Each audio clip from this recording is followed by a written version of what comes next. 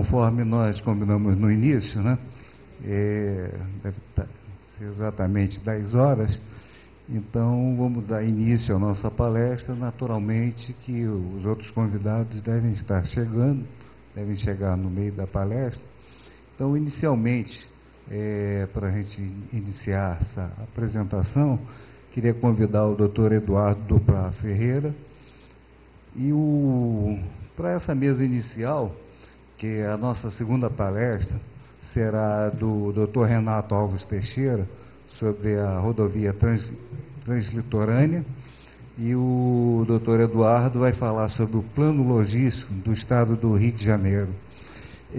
Eu gostaria de transmitir para os que estão aqui presentes, depois eu repito isso, quando a gente tiver um público maior, né, que o Clube de Engenharia tem se esforçado muito na questão dessa área de transporte, questão da mobilidade, isso que afeta a gente no dia a dia, como hoje, a grande maioria teve algum tipo de dificuldade, se não usou o modal metrô, né, teve uma dificuldade para chegar aqui, porque a gente está com um sistema um tanto caótico, né, de transporte, né? E aqui no Clube de Engenharia, a divisão técnica de transporte e logística, eu atualmente sou o chefe dessa divisão, nós criamos aqui um fórum de mobilidade urbana, onde a gente reúne aqui não só a academia, os engenheiros, mas a sociedade civil, as associações de moradores, as ONGs, que têm algum trabalho relativo a essa área de mobilidade. Nós nos reunimos todas as sextas-feiras, às 18 horas, no 21º andar desse clube, e todos os presentes aqui estão convidados a participar da nossa reunião, que ela é aberta, né? Então, eu gostaria de passar a palavra para o nosso amigo e colega aqui do clube, o Renato, tá? Para ele fazer uma apresentação aí, e logo a seguir a gente sai da mesa e deixa o Dr. Eduardo para apresentar para a gente o plano logístico. Renato. Bom dia a todos. Meu nome é Renato Teixeira, eu sou engenheiro, trabalho nessa área há um bom tempo. Fico muito feliz de poder estar aqui no Clube de Engenharia, um clube com tradições, discutir questões relativas à engenharia, principalmente agora no assunto que nós vamos tratar hoje, que é a questão da logística, não é? do Estado do Rio de Janeiro. A palestra será feita pelo Dr. Eduardo Duprá, que é superintendente de Logística de Cargas da Secretaria de Estado de Transportes, e logo a seguir farei a minha apresentação sobre a futura rodovia translitorânea. Por enquanto, é só isso. Doutor Eduardo, o microfone está ligado, se quiser sentar ou se for usar o computador, eu proponho que a gente assista dali a palestra, vai ser melhor. Obrigado. Obrigado, bom dia a todos. Quero agradecer ao Clube de Engenharia, convite também formulado pelo Renato, amigo de longa data já, e em nome do secretário Júlio Lopes, em nome da Secretaria de Transportes do Estado, dizer que essa oportunidade realmente é sempre muito bem-vinda, né? Nós estamos, por acaso, né, há um ano atrás, estava fazendo uma palestra similar no Conselho de Administração, tá até aqui, e dizendo como as oportunidades, né, são extensas nessa área de logística para os administradores, muito mais ainda para os engenheiros. Então, acho que estar nessa casa falando sobre as oportunidades no setor é realmente uma abertura de janelas que, para quem está estudando, já para quem está operando, para empresários do setor, para, enfim, próprios interessados no assunto em si, que é bastante rara. Quando comecei na Superintendência de Logística de Cargas, que tem mais ou menos cerca de uns 6 anos atrás, eu me lembro que eu estava numa das últimas férias que ainda pude desfrutar, e estava com a minha família lá para cima do Rio Grande do Norte, onde, perto lá, aquela barreira do inferno, né, onde você tem umas praias muito tranquilas. Eu estava numa praia completamente deserta com a minha filhinha, na época, com 2 anos. Aí, de repente, naquela praia que não tinha nada, céu absolutamente translúcido, um barulho ensurdecedor. Minha filha totalmente assustada, vem, o que é isso, papai? O que é isso, papai? Isso, minha filha, isso é um avião. Eu disse, mas cadê o avião? Não tem avião nenhum, o céu está limpo, está totalmente apagado. E o que tinha era o quê? Era um efeito supersônico, né, do avião que tinha passado e que ela não conseguia mais visualizar. O que ficou era o efeito, né, que assustou ela, porém o avião já tinha ido. É mais ou menos isso que a gente observa, às vezes, na dinâmica, né, dos investimentos e da logística. Né. Muitas vezes, felizmente na maior parte das vezes, a logística e a infraestrutura correm atrás, tentam responder à dinâmica dos investimentos. Isso é tanto mais verdade no momento quando se vive um dinamismo, né, macroeconômico, ou microeconômico, ou regionalmente econômico, seja o que for, onde você não tem uma capacidade de resposta à altura. Então, primeiro, o custo de oportunidade, né, fica prejudicado, e os legados podem ser realmente deseconomias e gargalos extremamente difíceis de serem transpostos. Então, no momento que a gente está falando, por exemplo, isso foi um dos últimos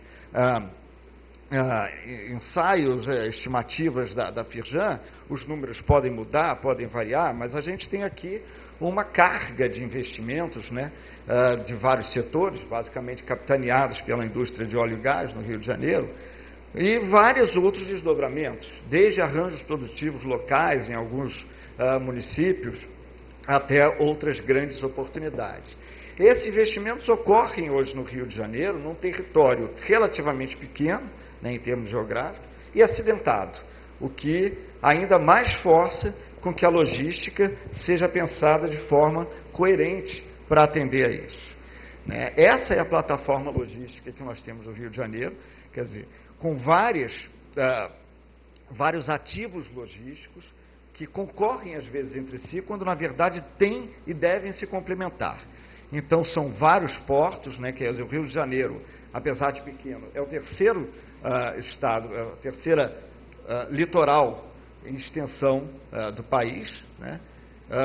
São rodovias, ferrovias, aeroportos, heliportos, há pouco estávamos falando, né, Renato? Como a logística compreende exatamente essa intermodalidade, a possibilidade de complementação desses ativos. Entender essa plataforma logística como um todo é essencial e não concorrer. Muitas vezes, eu vejo em vários lugares onde a gente está, mas por que vocês estão investindo no Porto do Rio se vocês têm o Porto de Itaguaí? Por que então aquele porto não é o hub e o Rio de Janeiro é? Realmente, de fato, alguma vez o Porto de Sepetiba foi pensado para ser o hub, mas já passou.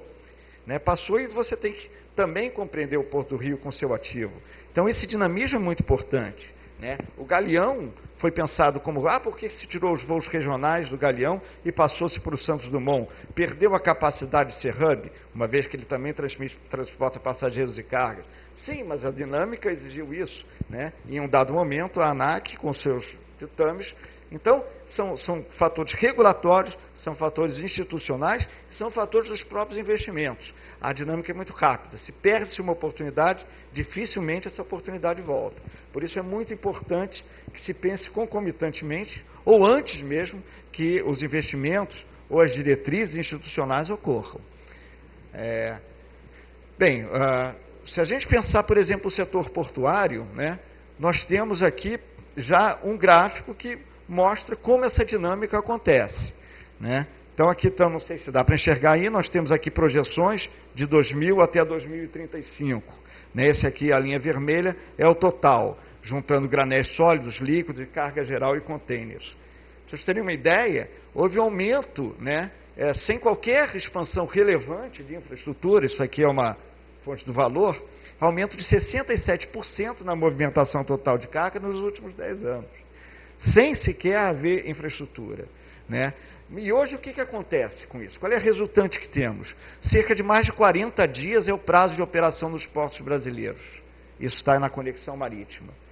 Então isso significa o quê? Há pouco vocês viram, ontem mesmo estava saindo no valor, né? Navios de soja que vinham pegar a soja aqui, chineses, desviaram, vão pegar lá nos Estados Unidos. Né? Vão pegar nos Estados Unidos porque a gente garante que a soja chegue. Então saíram. Essa perda de competitividade, vocês podem ver, é diretamente refletida, então, no setor de exportação, o custo do Brasil como um todo, e, obviamente, no bolso dos operadores. Não preciso dizer, a Nissan, por exemplo, é um caso clássico. Veio para cá e se instalou assinando o contrato de que o escoamento dos carros seria feito pelo Porto do Rio, por um dos operadores logísticos. Mas construiu o operador logístico elevador suficiente para colocar os carros e atender, como estava no contrato, mas quem diz que a cegonha com os carros consegue chegar a tempo e hora no porto? Porque está engargalada, por questões rodoviárias, por questões de acesso. Então, o porto só pode dispensar com acesso. E daí vai. São vários os inúmeros casos. Há pouco mesmo também os próprios trens, estamos falando de metrô, os trens que vinham, né, de fora tiveram que parar quase 2 semanas, porque o porto estava cheio de container, então não podiam desembarcar os trens. Imagina o custo que é um navio parado com trens chineses durante 2 semanas, sem poder atracar. Então foi uma operação de guerra, tira container daqui, bota no meio da rua, o que faz? Enfim, são inúmeros casos que a gente vai ver. Né? Por outro lado, nós temos um conjunto de ativos, como vimos antes nessa plataforma, que não pode se perder. Quer dizer, isso é uma grande vantagem. Nós não temos problemas de, por exemplo, nos portos, como eu falei, são vários as águas e investimentos querendo acontecer. Então, o Porto de Angra, Niterói, Forno, Imbetiba, Barra do Furado, o Porto do Rio de Janeiro, o Porto de Itaguaí, o Porto do Açu, pensar eles com todas as suas dificuldades e suas tipologias e as oportunidades que eles acontecem, são fundamentais. O problema não é que a gente esteja com falta dos recursos para isso, dos recursos em ativos logísticos. O problema é muito a falta, primeiro, a questão de pensar os financiamentos, óbvio, de pensar projetos consequentes para eles e de pensar na lógica de atuação. Né? Isso é fundamental. Quem vai atuar onde, como e com que finalidade. Por exemplo, esse é clássico, e os senhores conhecem, está aqui na porta da gente, é a questão dos 2 projetos, Porto Maravilha e Porto Rio Século XXI. Ora, isso é típico caso. Né? Todo mundo conhece o Porto Maravilha e muita gente confunde até, né? Achando que são 2 coisas que estão entrelaçadas. Elas devem estar entrelaçadas, mas durante muito tempo não estiveram. Durante muito tempo foram esses tempos que a gente está lutando para que esses projetos se falem. E o que são esses 2 projetos? Um é toda a parte do porto operacional, que é um grande arrecadador, como o senhor viu ver, e não pode simplesmente dizer, bom, tchau, vamos fazer aqui como um Porto Madeiro, ficar só de barizinhos. São ótimos os barizinhos, é ótima revitalização urbana, como se pretende no Porto Maravilha. De fato, o Rio de Janeiro é uma das únicas grandes áreas, grandes centros metropolitanos de cidade no mundo, onde você morar no centro é um desprivilégio. Se morar no centro de Madrid, poxa, tudo de bom. No centro de Londres, nem se fala. De Buenos Aires. Aqui no Rio não, chegou sexta-feira de noite, um outro barzinho da funciona, se é sábado não tem mais nada. Mendigos, prostitutas, não, isso não existe. Então, essa revitalização é importantíssima. Ela vai até aqui. Nesse ponto, entra todo um porto operacional, toda uma atividade que exige dragagem, acessos, como eu falava, rodoviários e ferroviários, para que esse porto continue existindo. Então, como confluir essas 2 oportunidades? Vejam que a visão, por exemplo, do Porto do Rio Século XXI é uma visão transformadora. Apesar dele ser o maior ponto de arrecadação de ICMS do Estado, ele era apontado apenas como lugar, como falava, para feiras, eventos, restaurantes, aqueles galpões totalmente já decadentes, restaurantes, oficinas e escolas de samba. Eram subaproveitados, gerando uma visão negativa. O Estado entra, então, como agente indutor e facilitador dessa revitalização portuária. Hoje já se podem ver gruas novas, estava falando disso, quer dizer, o movimento é até acima do que o Porto ainda está podendo responder, mas o que se espera é que ele venha a ser uma segunda posição no ranking dos postos do país em comércio internacional, um aumento desse volume de 8 milhões de cargas movimentadas para 16, e aumento de receita de exportação e importação, de 11 para 18. No fundo, a gente está falando sempre disso, quer dizer, é a receita que permite também, lógico, com todos os cuidados ambientais, com todos os cuidados que as comunidades no entorno possam se aproveitar disso, por isso que sempre os projetos têm que ter essa lógica de consequência, mas no fundo, o que se pensa é isso, que seja facilitador para os bons negócios, né, e que possam depois derivar. Então, bom, vamos dar uma passada rápida sobre as outras questões. Falamos de portos. A questão ferroviária. Esse quadro também é bastante interessante, porque nós temos aí o que eram a malha ferroviária que percorria, atendia o Rio de Janeiro em 1970, está em vermelho e branco, e o que restou, que está em branco. O que aconteceu? A dinâmica de negócio, como outras áreas também no transporte, a ferrovia foram privatizadas, e o esquema de negócios passou a não atender as grandes concessionárias aqui, MES, FCA. Então, desativaram várias das rodovias e ficamos com alguns poucos trechos operando ainda em escala insuficiente para a nova dinâmica.